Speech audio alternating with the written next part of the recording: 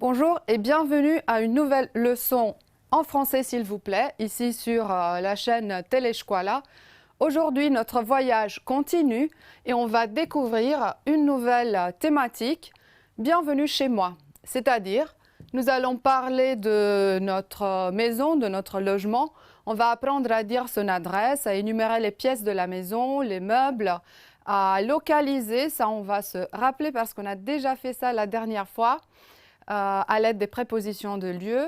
Et puis, on va aussi apprendre à faire une invitation, à accepter, à refuser une invitation à l'aide des verbes pouvoir et vouloir. Avec nous aujourd'hui, il y a de nouveau Anna que vous connaissez déjà et son amie Erika. Je vais dire bonjour aux filles. Bonjour les filles. Bonjour. Bonjour. Si vous êtes prêtes et si vous à la maison vous êtes prêts, on va commencer. Comme d'habitude, un petit texte à lire. C'est qui va lire? Je pense que c'est Anna qui veut faire la lecture. Oui, Vas-y. Eva habite un petit appartement au cinquième étage du immeuble au centre-ville.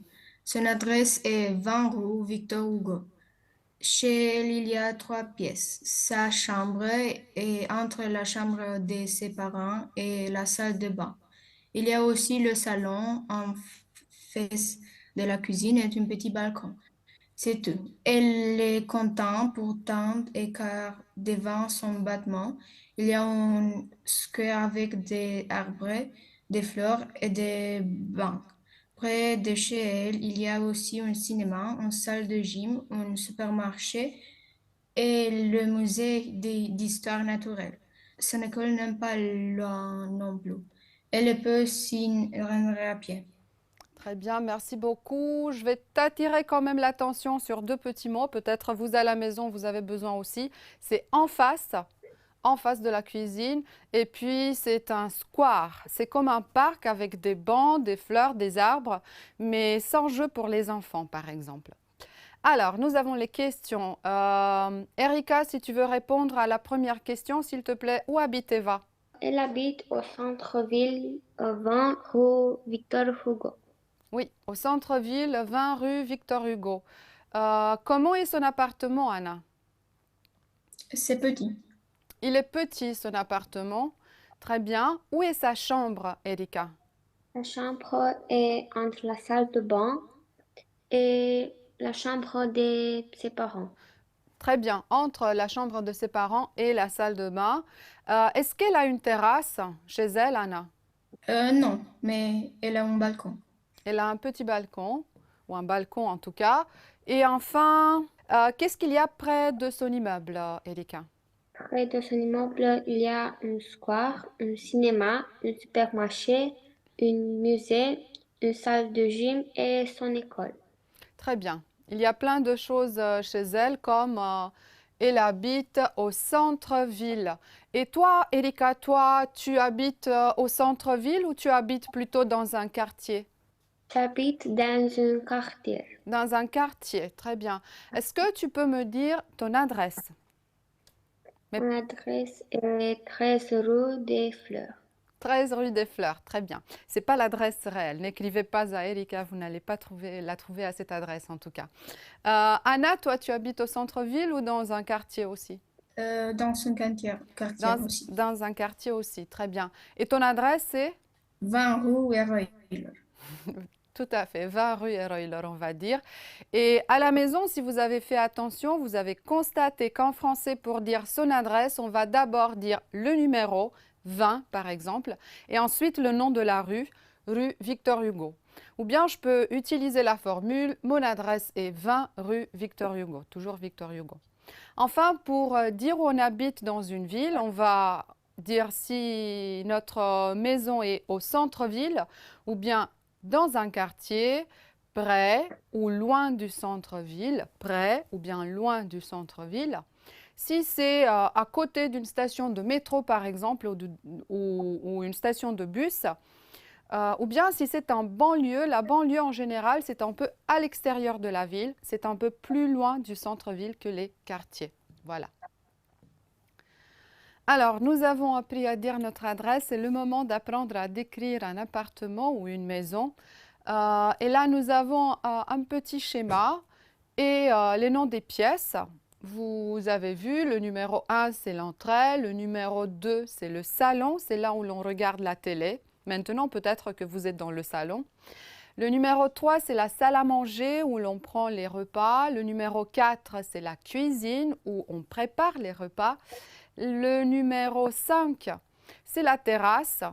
Si vous en avez une, vous êtes chanceux. Le numéro 6, c'est la chambre ou la chambre à coucher, c'est là où on va pour dormir. Et le numéro 7, c'est la salle de bain où on va pour se doucher, bien sûr. Pour nous rappeler un tout petit peu aussi la localisation, les filles à la maison, vrai ou faux, le salon est à côté de la salle de bain. Qu'est-ce que vous en pensez, Anna? Le salon est-il à côté de la salle de bain? C'est faux. C'est faux, oui, le salon, le voilà, il n'est pas à côté de la salle de bain, il est plutôt à côté de la chambre ou bien à côté de la terrasse. Merci beaucoup. Erika, la salle à manger est-elle entre le salon et la cuisine? Qu'est-ce que tu en penses? Oui, c'est vrai. C'est vrai, oui. La salle à manger, elle est entre le salon et la cuisine, entre les deux. Et enfin, Anna, la salle de bain est-elle en face de la salle à manger? Oui, c'est vrai. C'est vrai, oui.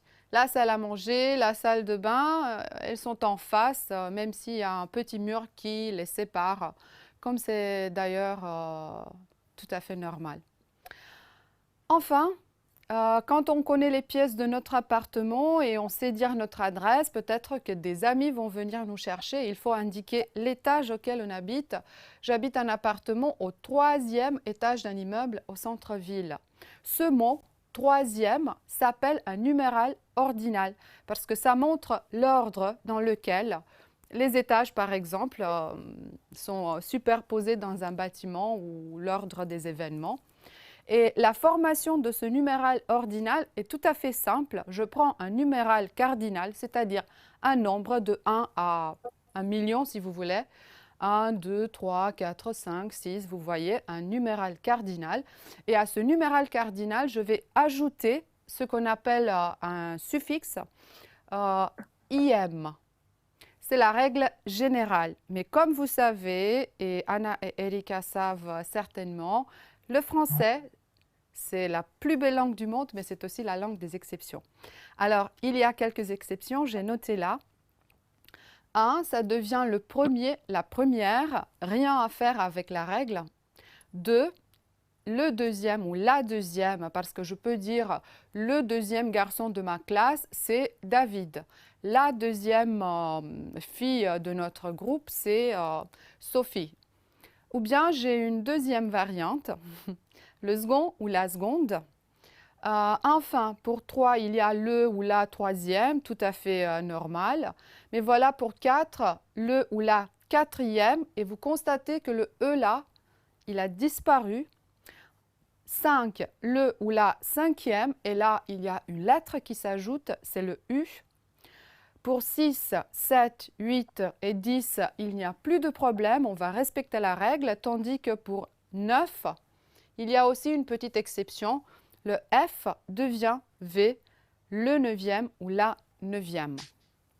Comme par exemple en Roumanie, la 9e classe est la première classe de lycée. Enfin, comme d'habitude, à vous, on va résoudre ensemble ce petit puzzle, c'est-à-dire on va faire un exercice. Qui veut commencer? On va compléter les phrases avec les numéros ordinaux qui correspondent au nombre entre parenthèses. C'est Erika peut-être? Vas-y. Mon appartement est au 5e étage d'un immeuble près de l'école. Tout à fait, au 5e étage. Merci. Anna? Ma porte est la deuxième sur la droite. Tout à fait, la deuxième. Erika? Au premier étage, il y a une salle de gym. Très bien. Anna? Nadine est la neuvième de sa Oui, classe. c'est la 9e de sa classe. Elle est quand même dans le classement. Erika? C'est la deuxième fois que je visite cette ville. Je l'adore. Ouais, la 12e fois que je visite cette ville. Anna? Le 20e livre sur ma liste de lecture est écrit par Victor Hugo. Ouais, le 20e, on va dire, livre. Il est écrit par Victor Hugo. Si vous ne connaissez pas Victor Hugo, c'est le plus grand écrivain français, le plus grand poète, le plus grand romancier. Il est extrêmement connu. Et si vous êtes trop jeune, vous allez le lire un peu plus tard. Enfin, ma ville préférée, c'est bien sûr Paris. Je suis prof de français. Tu as une ville préférée, Erika? Oui, mon ville préférée est euh, Bucarest. Bucarest? Super. Et toi, Oui. Anna? Toi aussi, tu aimes bien la ville de Bucarest? Oui. D'accord. Deux filles qui adorent la ville de Bucarest. Et vous, à la maison, quelle est votre ville préférée? Vous allez réfléchir. Mais si nous aimons une ville ou non, c'est aussi grâce aux lieux qui existent dans cet espace, aux institutions, aux lieux culturels. Et voilà là une petite liste. Il faut remettre les lettres dans l'ordre pour découvrir des noms de lieux de la ville. Est-ce que vous avez une idée? Je vais vous donner des indices à la maison et ici avec moi aussi, aux filles. Alors, le A, c'est là où je vais regarder des films. Anna, où est-ce que je vais regarder des films? À cinéma. Oui, je vais au cinéma. Très bien. Et pour faire tes leçons, pour apprendre tes leçons, tu vas où, Erika? Une école. Dans une École. école. Tu vas à l'école, tout à fait. J'ai déjà dit ce mot, c'est comme un parc avec des bancs, des fleurs. C'est quoi, Anna? Tu te souviens? C'est un square. C'est un square, exactement. Là, je vais pour nager, pour faire de la natation. Où est-ce que je vais pour nager, Erika? Une piscine. Je vais à la piscine, tout à fait. Quand je dois acheter des fruits et des légumes, Anna, je vais où? Un marché. Je vais au marché, tout à fait. Quand je veux acheter des vêtements, un t-shirt, une jupe ou des bijoux, je peux aller, Erika, Euh, dans une boutique. dans une boutique, tout à fait. Et enfin, quand je suis malade, j'ai mal au ventre, j'ai mal à la tête, je vais où, Anna? À l'hôpital. Je vais à l'hôpital, oui, voilà. C'est important aussi. Très bien. Merci beaucoup les filles. Merci à la maison d'être avec moi. Et là, quand on a découvert le quartier, l'adresse, la maison ou le logement, on va entrer dans plus de détails pour décrire notre chambre. Je vais demander à Erika de lire ce petit message de Mathieu. Vas-y Erika. C'est Max. Comme j'habite dans une nouvelle maison, je veux t'inviter chez moi la semaine prochaine pour te faire découvrir ma chambre. Je suis sûre que tu peux aussi m'aider à installer mon nouvel ordinateur et mes anciens, car tu es plus fort que moi en informatique. Pourras-tu donc passer samedi vers 14 heures? Je veux te montrer mon bureau qui est plus grand que ma vieille table de travail et les étagères avec toutes mes créations et tous mes livres. À bientôt, Mathieu. Merci beaucoup Erika. De nouveau, je vais vous faire une petite remarque. C'est une invitation. Je veux inviter et j'étudie l'informatique. IN, c'est un en français pour la lecture. Sinon, tout était bien. Alors, qui a une nouvelle chambre, Anna? C'est Max ou c'est Mathieu qui a une nouvelle chambre? C'est Mathieu. C'est Mathieu qui a une nouvelle chambre, tout à fait. Erika, pourquoi Mathieu demande-t-il à Max de l'aider avec son ordinateur? Parce qu'il est plus fort que lui en informatique. Oui, il est plus fort que lui. Vous vous rappelez, la dernière fois, on a parlé de la comparaison. On a mis ça ici pour que vous puissiez employer vos connaissances. Comment est le bureau de Mathieu, Anna? Il est plus grand que la table de travail. Voilà, il est plus grand que son ancienne table de travail, ancienne, vieille, c'est la même chose dans ce contexte. Et quand Max peut-il passer chez son ami? Erika? Euh, Samedi à 14 heures. Samedi à 14 heures, tout à fait. Enfin, là, nous avons la nouvelle chambre de Mathieu. Elle est belle, n'est-ce pas? Il joue de la guitare apparemment. Et on va voir très très vite les meubles. Le numéro 1, qu'est-ce que c'est, Anna? C'est le lit. C'est le lit, tout à fait. 2, Erika? C'est le bureau. C'est le bureau. Oui. 3, Anna? L'ordinateur. C'est l'ordinateur. 4, Erika? 4, c'est la lampe. C'est la lampe. 5, Anna? L'étagère. Oui, c'est une étagère. 6, Erika? 6, le chaise. C'est la Une chaise. chaise. Tout à fait. 7, Anna? La télé. C'est la télé. 8, Erika? Une armoire, Oui, l'armoire. c'est l'armoire. J'avais déjà mis le mot armoire. Tout à fait. C'est la chambre de Mathieu. Eh bien, pour nous rappeler la localisation, vous allez me dire où est le lit de Mathieu, Anna? Où est son lit dans sa chambre? C'est à côté de son bureau. C'est à côté de son bureau, tout à fait. Je pense que c'est la réponse que moi aussi j'ai donnée. Qu'est-ce qu'il y a en face de son lit, Erika? En face de son lit est le télé.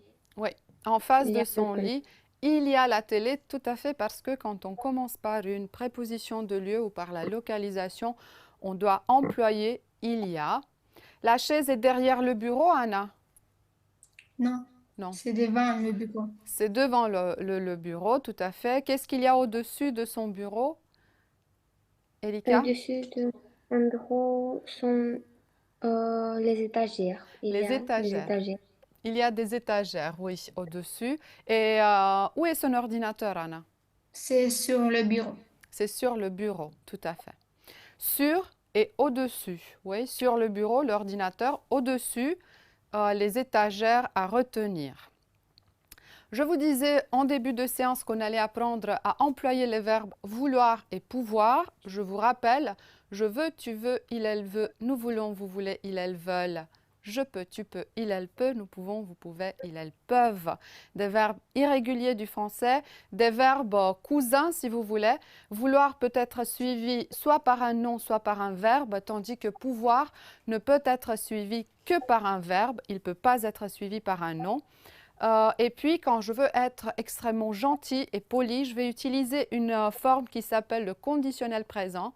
Voudrais-tu m'accompagner? Ou bien, je voudrais une glace, s'il vous plaît. Je pourrais vous aider. Pourrais-tu passer chez moi? Ce sont des formes de politesse. Et là, nous avons très très vite les verbes vouloir, pouvoir à conjuguer. Anna, le premier exercice, s'il te plaît. Tu Tu peux m'aider avec le devoir. Tu peux m'aider avec le devoir. Très bien. Erika? Nous voulons aller dans le parc. Très bien. Anna? Elle ne peut pas parler français. Très bien. Erika?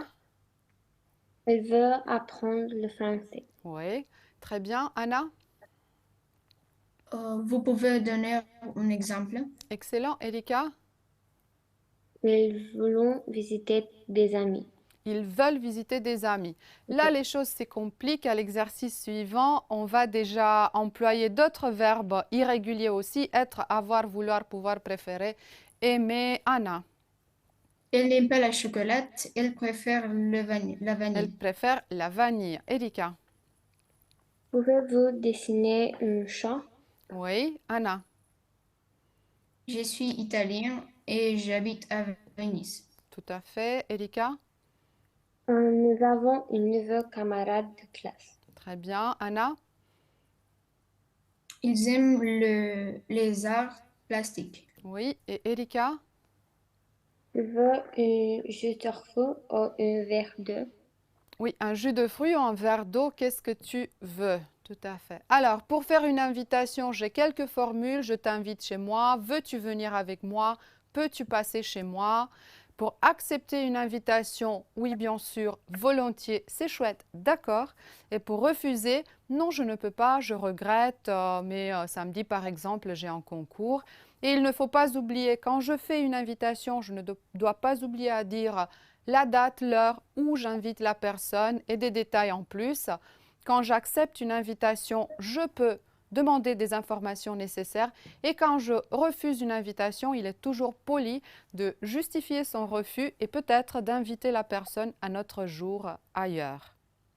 Comme d'habitude, nous allons finir notre séance par des activités de production orale d'abord et ensuite votre petit devoir à la maison de production écrite.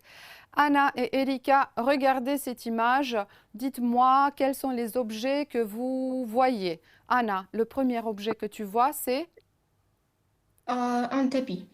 un tapis. Très bien. Erika, le deuxième objet que tu vois, une chaise, une chaise, tout à fait.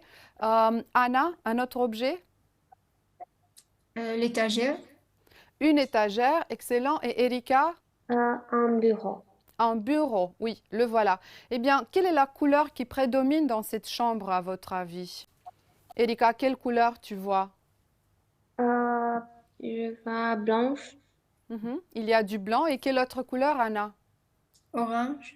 Orange, jaune. Et dans ta chambre à la maison, quelle est la couleur qui prédomine, Anna? Rose et blanche. Rose, rose et blanc. Et chez toi, Erika? verte et blanche. Vert et blanc, tout à fait. Alors, vous à la maison, essayez de faire cet exercice. Décrivez cette image à l'oral, essayez de nommer les couleurs, les objets, et puis peut-être de comparer avec votre chambre. Et si vous avez envie d'aller un peu plus loin, vous pouvez décrire votre maison en utilisant ce schéma, ces petites questions. Vous allez dire votre adresse, vous allez énumérer les pièces de votre maison, dire si c'est loin ou près du centre-ville par exemple, ce qu'on a fait en début de séance avec les filles. Et là, je vous promettais un devoir pour la prochaine fois. Il s'agit de 4 petites activités que vous pouvez dire à l'écrit et pour lesquelles vous avez un petit schéma. Si vous voulez faire une capture d'écran ou garder cette image sur l'écran de votre ordinateur si vous êtes sur Internet. Alors, dans le premier exercice, vous allez décrire votre maison sur le modèle du texte d'Eva en début de séance. Ensuite, vous pouvez décrire aussi votre chambre, c'est simple, énumérer les objets, les couleurs, les dimensions, grand, petit, les formes, carré, rectangle, etc. Enfin, vous allez vous exercer à écrire et à répondre à une invitation. Là, vous avez tous les détails. Votre ami vous invite à un anniversaire. Et dans le dernier exercice, on vous demande de refuser cette invitation. N'oubliez pas, il faut justifier et proposer peut-être une autre sortie. Alors, si vous avez fait bien attention, c'est que vous savez désormais présenter votre maison, présenter votre chambre. Il ne me reste que dire au revoir aux filles, à Anna et à Erika. Au revoir à vous aussi et à la prochaine fois.